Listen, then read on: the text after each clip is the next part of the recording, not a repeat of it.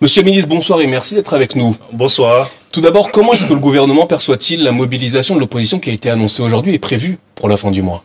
La Côte d'Ivoire est un État démocratique où les partis politiques exercent librement leurs activités.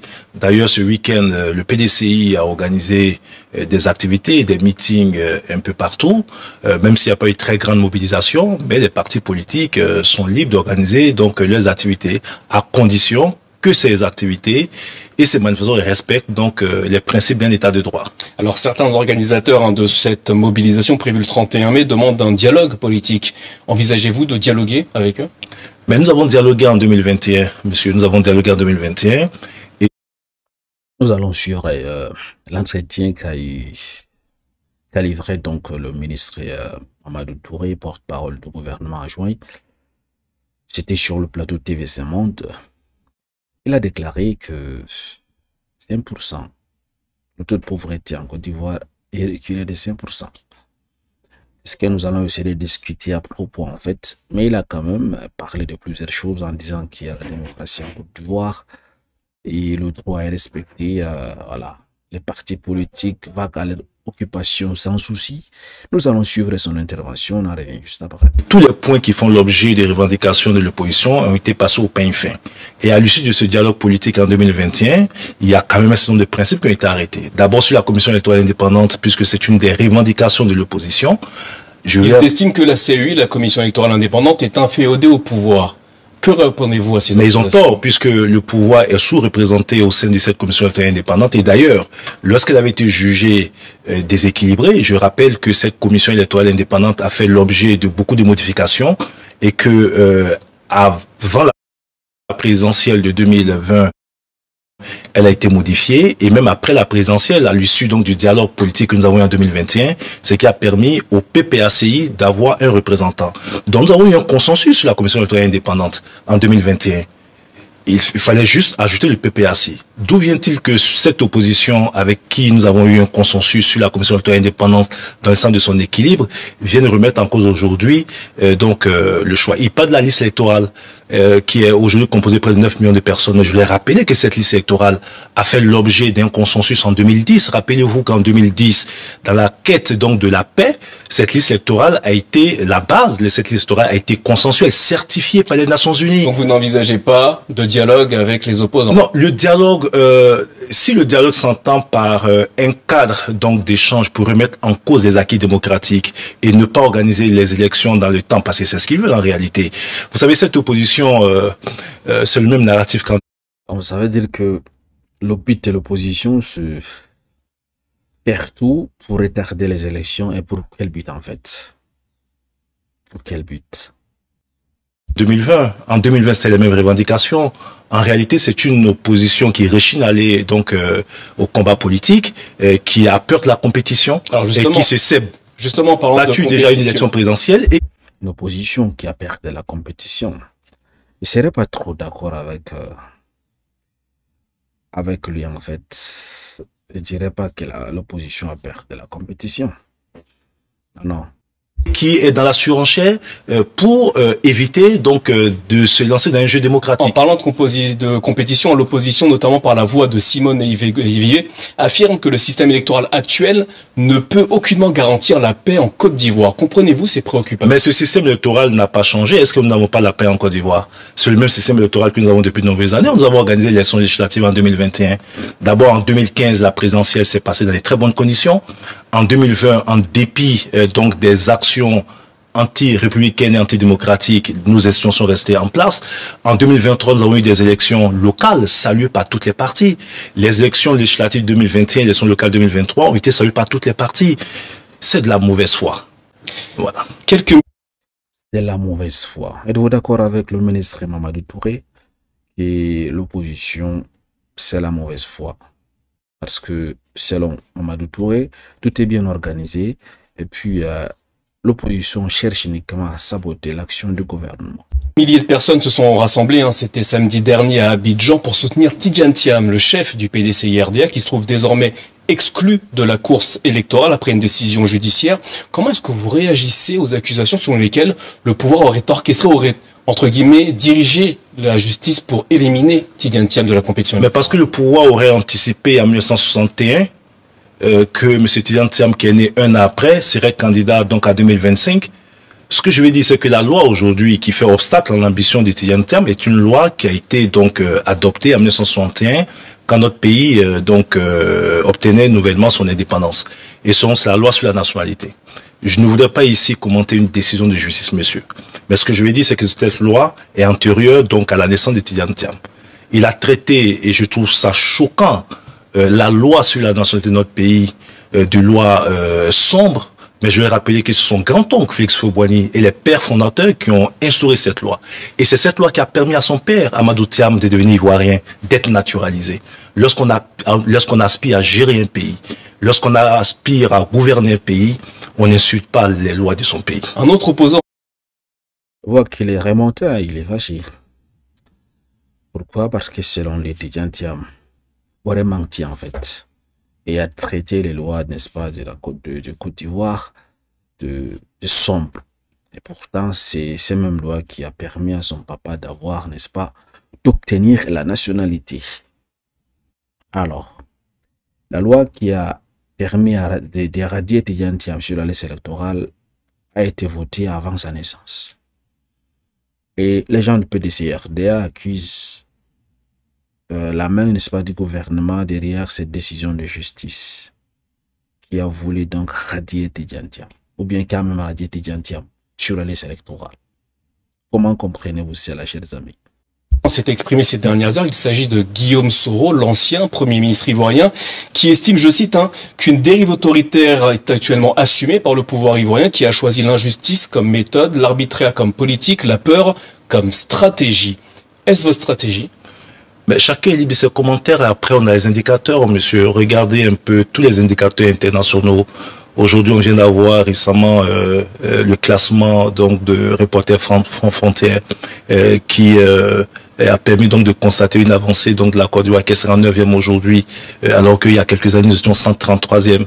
Regardez les indicateurs de bonne gouvernance, les indicateurs sur la corruption. La Côte d'Ivoire est son 9e pays aujourd'hui, là où nous étions en 154e il y a quelques années. Et donc aujourd'hui, vous avez des citoyens en Côte d'Ivoire qui vaquent à leurs occupations. Vous avez rappelé vous-même les manifestations organisées par l'opposition en Côte d'Ivoire, notamment par le PDCI. Ces manifestations n'ont pas été empêchées. Donc la liberté est une réalité dans notre pays. Mais la liberté partout dans le monde est encadrée par des lois et par des règles. Venons-en à la situation du pouvoir à 5 mois de la présidentielle désormais. Le RHDP, le parti au pouvoir, n'a toujours pas désigné son candidat. En janvier dernier, le président Alassane Ouattara déclarait « Je suis en pleine santé et désiré de continuer à servir le pays ». S'agissait-il, selon vous, d'une annonce implicite de candidature?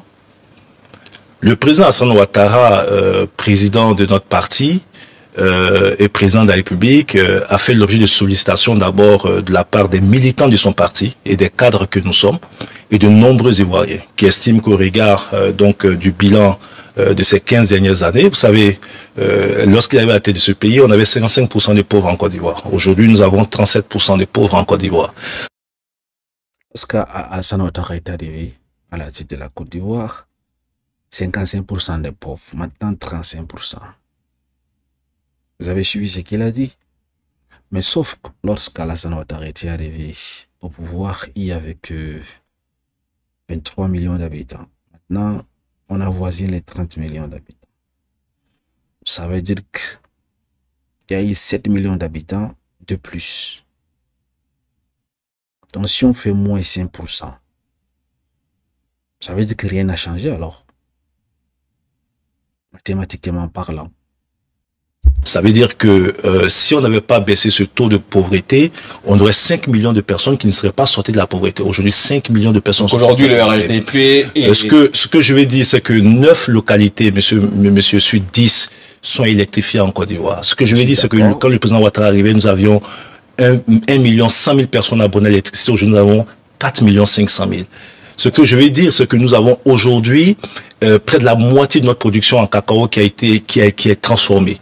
Et qu'aujourd'hui, le prix du cacao est à 2000. Donc, au regard de tous ces indicateurs, et donc mais le prix du cacao à 2000 quand même, je trouve assez bas, n'est-ce pas, vu les prix pratiqués par certains pays producteurs, notamment comme le Cameroun et d'autres pays, n'est-ce pas? c'est très bas en fait. Il faudra encore revoir ces prix à la hausse parce que les cultivateurs souffrent beaucoup.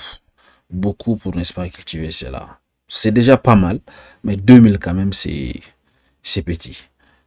Moi, je vois, parce que sur le marché international, ils revendent cela très cher. Donc, pour les paysans qui souffrent pour, n'est-ce pas, pour cultiver cela, produire le cacao, ils méritent au moins 5000 francs. En tout cas, c'est selon mes pensées. Hein. De performance économique, de stabilité politique, de paix, de nombreux Ivoiriens estiment que le président Ouattara a le leadership nécessaire pour conduire encore le navire ivoirien pendant 5 ans. Maintenant, le problème, ce n'est pas le peuple a besoin qu'Alassane Ouattara reste.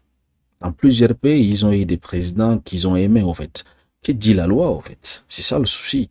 Est-ce que la constitution de la Côte d'Ivoire, est-ce que la constitution de la République, les lois qui encadrent les élections, permet au président Alassane Ouattara de briguer notre mandat? C'est ça le souci, parce que déjà, le 3e mandat qu'il est en train de finir est contesté. Donc, doit-il encore briguer un 4e mandat, soi-disant, de la nouvelle constitution? C'est ça le souci, en fait. Le président Alassane Ouattara travaille très bien, c'est un bâtisseur. Mais est-ce que parce qu'on est bâtisseur, on doit violer les lois, en fait? C'est ça le souci. Viendra dans un mois de nous donner sa réponse sur cette requête des populations et de son parti. Enfin, pour finir, de quelle manière est-ce que vous recevez les accusations d'illégalité formulées par certains de vos opposants au sujet de ce qui est présenté comme un 4e mandat pour le président, 4e candidature, pardon. Mais c'est une accusation fallacieuse. Je veux dire, on ne peut pas aspirer à gérer un pays et ne pas être respectueux de ses institutions. Lorsque le Conseil constitutionnel, qui est le seul arbitre du jeu électoral et qui d'ailleurs est la seule instance à même d'interpréter la Constitution, dit qu'avec la nouvelle Constitution, M. Ouattara a la possibilité d'être candidat, il ne revient pas à des partis politiques, fût-ce de l'opposition, de remettre ça en cause. Je le rappelle. Voilà la réponse que je voulais en fait. Ça veut dire que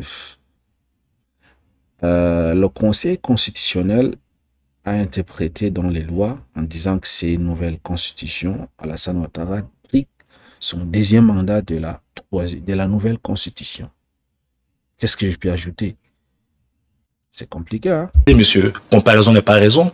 Savez-vous que quand M. Wade a modifié la constitution au Sénégal à l'époque et que l'opposition avait commencé à manifester et que le Conseil constitutionnel a été saisi et que ce Conseil constitutionnel a estimé que M. Wade avait la possibilité de faire un autre mandat, Macky Sall allait aux élections. Une élection organisée par le ministère de l'Intérieur, il a battu M. Wade. Lorsque M. Sonko, leader charismatique de l'opposition au Sénégal, s'est vu condamné et n'était pas éligible, il n'a pas mis le Sénégal à feu à sang, il a choisi son numéro 2, M. Diomaye Faye, qui est le président de la République actuelle. Donc, les Sénégalais ont toujours eu la maturité démocratique. Dénoncer, oui, mais quand les institutions ont pris une décision, ils trouvent les mécanismes internes pour pouvoir pousser leurs idées et créer l'alternance. Ça veut dire que il a envoyé un message aux différents partis d'opposition qui disent qu'ils n'ont pas de plan B en fait. Par exemple, le PPAC qui dit que le plan A c'est Gbagbo, le plan B jusqu'au plan Z c'est Gbagbo. Il dit qu'il faut prendre l'exemple, n'est-ce pas, du Sénégal. Le leader charismatique Ousmane Sonko, qui a été empêché par les lois, c'est pas de son pays, qui a été condamné en fait. Il a désigné une autre personne qui s'est présenté à sa place et ils ont remporté cette victoire. Donc, Mamadou Touré est en train de conseiller alors en Gbagbo de désigner une autre personne qui va se présenter à sa place en fait, puisque ce n'est pas son parti qui est banni, mais plutôt c'est lui qui a été condamné, donc il ne peut pas se présenter. Peut-être c'est le même conseil qu'il adresse également au COGEP, qui interdit Chablé Goudé d'assister. Blé Goudé devrait donc nommer une autre personne à sa place pour aller à ces élections. La même chose peut-être avec Tidjane Thiam, puisqu'il a été radié sur la liste électorale.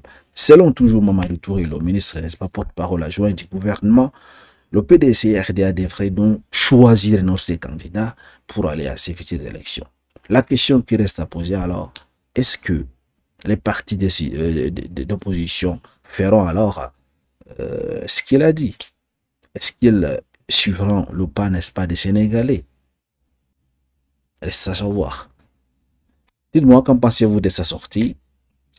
C'était sur le plateau de TVC Monde. Voilà. Merci d'avoir suivi. Excellente soirée. On va très bientôt.